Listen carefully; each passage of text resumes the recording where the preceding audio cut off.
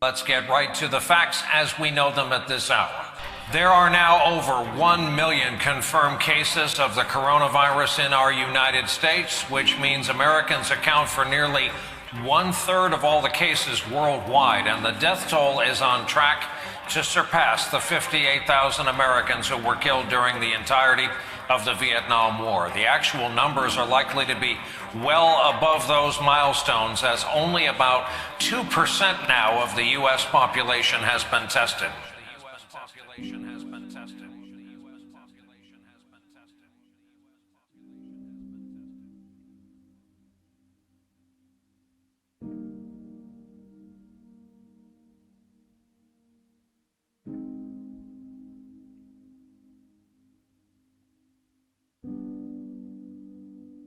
We are all dealing with a world event like no other.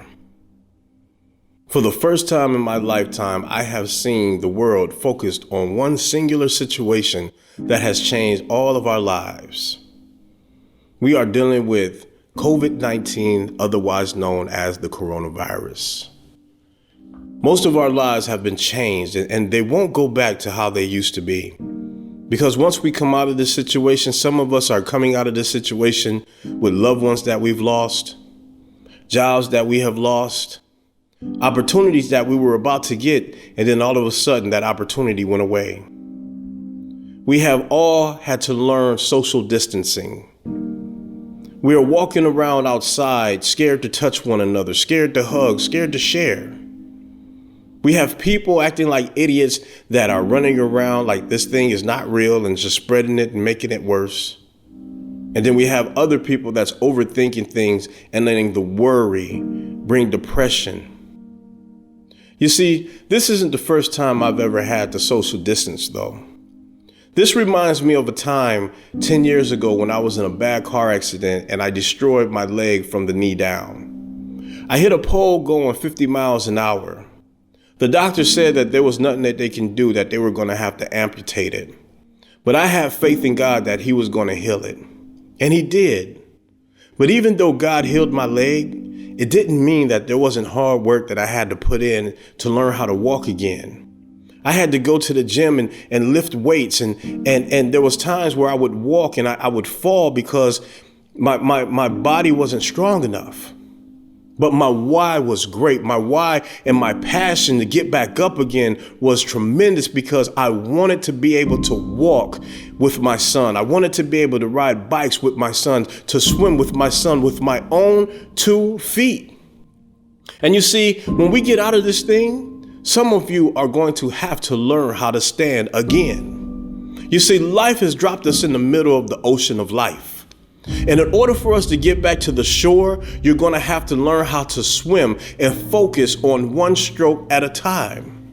Because if you don't focus on that next stroke, you'll drown. You'll drown. Things aren't fair. Life isn't fair.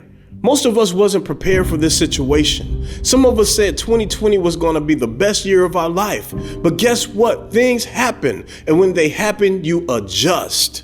And just like me, for 3 months on my back, where I had to plan on who I was going to be when I came out of that situation, this is the time for you to do the same thing. This is prime time, prepare time. Are you going to be worse or better when we come out of this situation? Is the question you need to ask yourself, because you are the one who can control what happens to you and your family when this is all over. So what? Things aren't going to be the way they used to be, but it doesn't mean that you can't come out of this situation better. You see, champions aren't made in the light. That's only where they're presented, where they're noticed. Where they're made in the darkness. They're made at 3, 4, 5 o'clock in the morning where they're studying for that boardroom presentation. They're made at 3, 4, 5 in the morning where they're hitting weights and their muscles are burning and they're running before they have to go to class or they have to go to work. You see, this is the time for you to look at what you want to do in life, to focus on your dream. This isn't the time for you to give up. This is the time for you to activate more.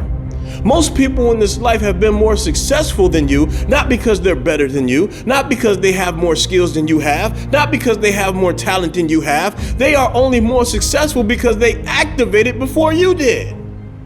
What are you waiting on? See, this reminds me of a boxer by the name of Vinny Pazienza.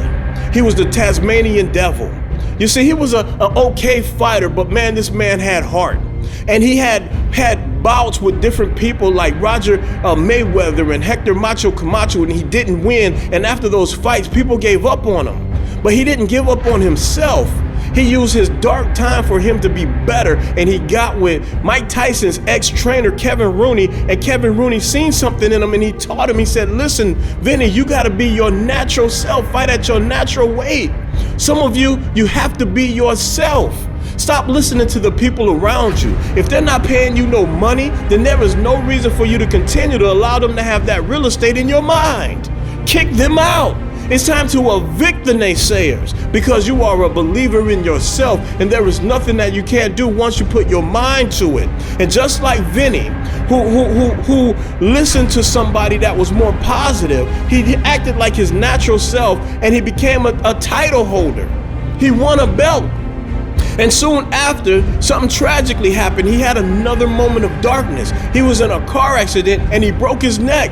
The doctors told him, said, Vinny, you might not even walk again, let alone fight again. And Vinny told the doctors, he said, you don't know what type of man I am. You see, people, you can't allow people to tell you who you are.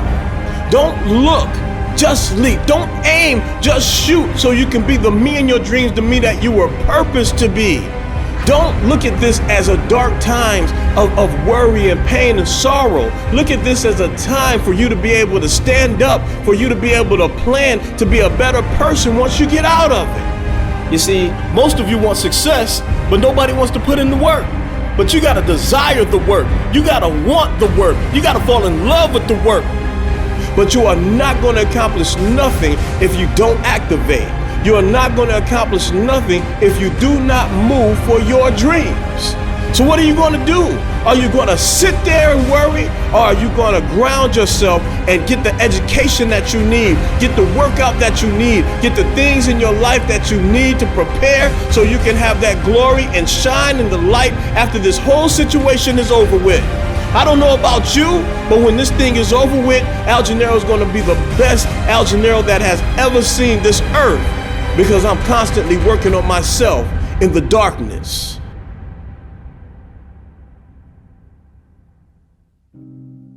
Dr. Carter had a tear in his eye. I could tell he felt for me. And he said, son, I'm sorry to say you're not going to box again. And I looked at him. I said, no, Dr. Carter, you're wrong.